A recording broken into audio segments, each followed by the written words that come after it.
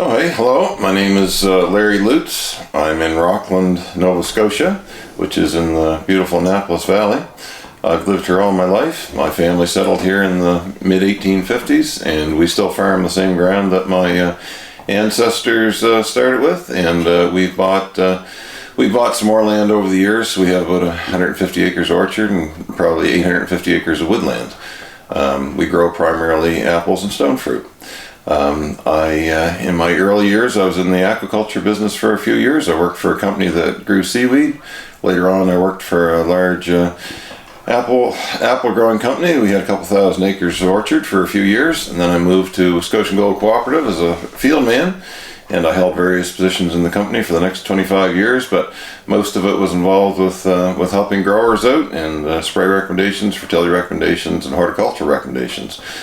We brought Honeycrisp into the province in 1996, and in later years we brought in the club varieties Sweet Tango, Smitten, and a variety of others. So my job involved variety introduction as well as grower relations over the years. So about 6 years ago, I gave up my off-farm job and we concentrated on expanding the farm. And we now have two children, yes, a son and a son-in-law who are managing the day-to-day operations. And I'm gradually starting to wean myself away from the day-to-day things.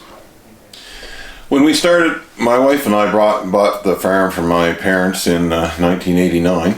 We had about 50 acres of land, of which there's about 10 acres of processing apples and a small herd of beef cattle.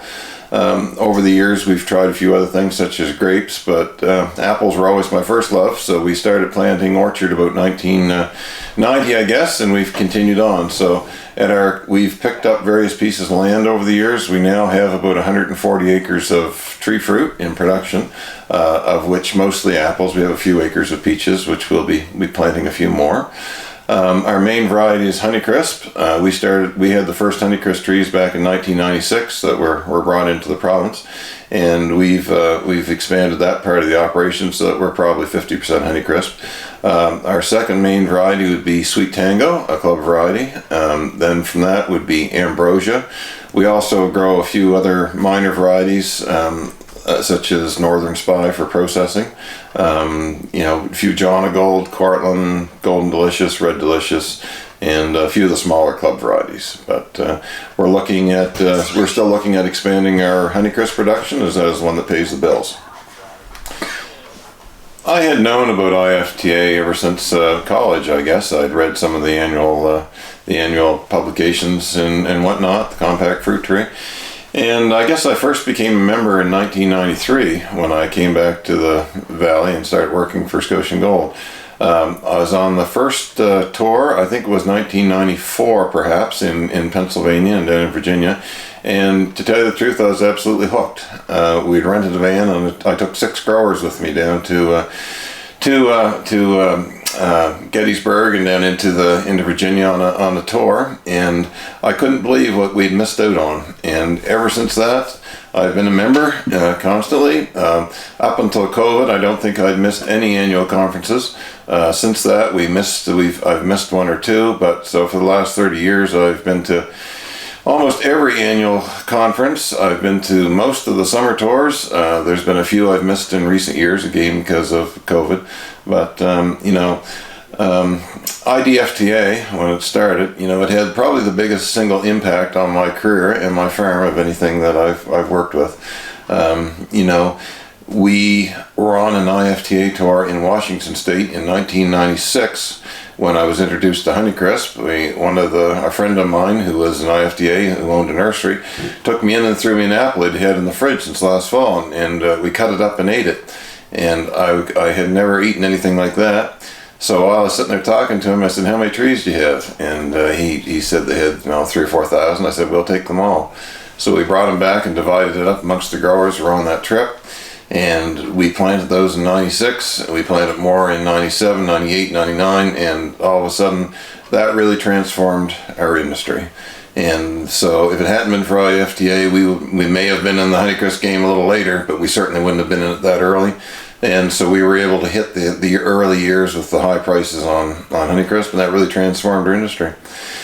Also, as a result of that, we became involved with a number of club varieties who were owned by individuals who were in IFTA, and the only reason we had access to those varieties is that we were friends with the people who owned the varieties and were producing them, and we got invited to be part of the clubs that were controlling this. I was also offered varieties for test because of my relationship with IFTA. And really, our farm wouldn't be where it is, and our industry wouldn't be where it is, and I wouldn't be where I am within the industry if it hadn't been for IFTA. I had been a regular attendee, and in 2002, I think it was, I was asked to be on the board of directors. So I served on the board of directors till 2011 or 2012, I think it was, and I ended up being president for several years. I think it was 2009, 2010 perhaps, and really I think that was the height of my career. I never dreamed that I would ever be on the board of directors of IDFTA in those days, nor would I ever be president. And while I was on the board of directors, we changed our name from the International Dwarf Fruit Tree Association to the International Fruit Tree Association.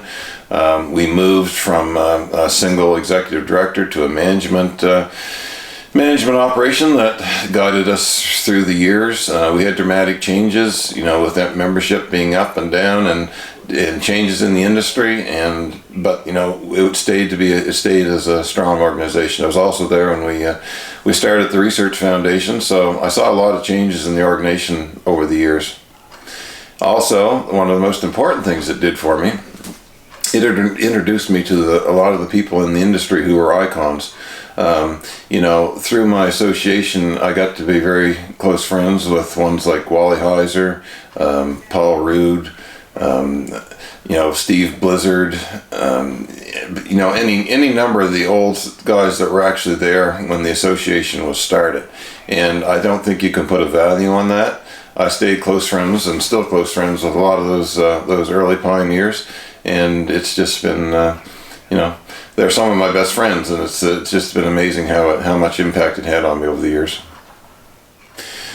When I first started going to the IDFTA tours, we would go to all these different orchards, and everybody had a different system. It was such a time of flux. Like, we saw everything from widely spaced standard trees to the new semi-dwarf trees that were being planted by 12 by 18 or whatever.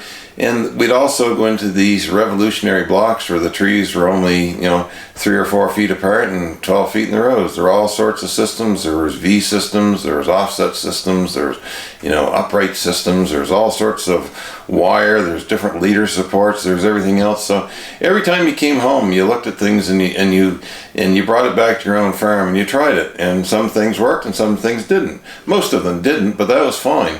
Because over the years we tried almost everything we saw around the world, and we finally came to a system that worked here. 12-foot rows, single leader trees for the most part, spaced 2 to 3 feet apart. I mean, we experienced all the different rootstocks. I mean, we started out with stuff that was far too vigorous for our soils, because that's what we thought we needed in our weaker soils, and we also went the opposite way where we planted stuff that was far too benign for our soils as well, because things that worked in Washington State didn't work in Nova Scotia. So, but if it hadn't been for IFTA, we never would have been exposed to all that stuff. It would have been more of a trial and error thing, and because of trying all these things, we now have sustained high productions similar to what you can get in other areas.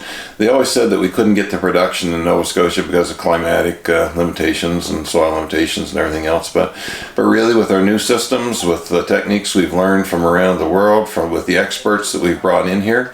We actually brought a soil scientist from South Africa who settled here, and he would never have come if it hadn't been for my relationship with IFTA and the fact that I took a tour down there and met him and brought him back. So that had a huge impact on our industry, and not only that, all the friends I made from around the world now come and visit our province and give their own perspective on our systems and whatnot. So really, it's the result of IFTA how we ended up with the type of systems we have. I mean, we're not done yet, but it's pretty close. I mentioned to somebody the other day, if you didn't look at the backdrop in these orchards, you could take a picture in Nova Scotia, Washington State, Chile, and if you didn't have a backdrop, you wouldn't know where you were, because the trees all look the same.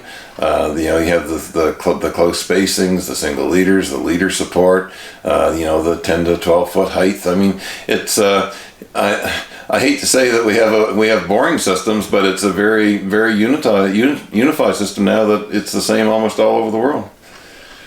The most important advice I would give to young growers, I guess, is to be involved with our association.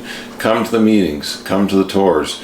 Digital is fine. You can learn all sorts of things. You can stay in touch with people digitally, but there'll never be anything like sitting on the bus with one of your growers who may be a lot older than you or a lot younger than you, and and traveling around and making the personal contacts. That is really what it's all about. That's most of your information. It's not so much what you'll learn at the meetings as the people you'll meet, and having people all over the world that you can call and get information from.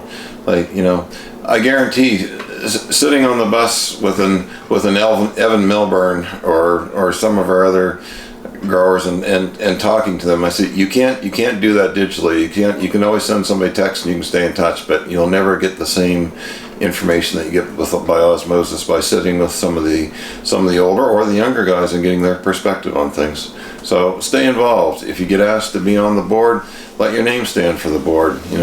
Travel on the bus, sit on the back of the bus. I mean, meet people from away. Take the time to talk and learn and stay in touch.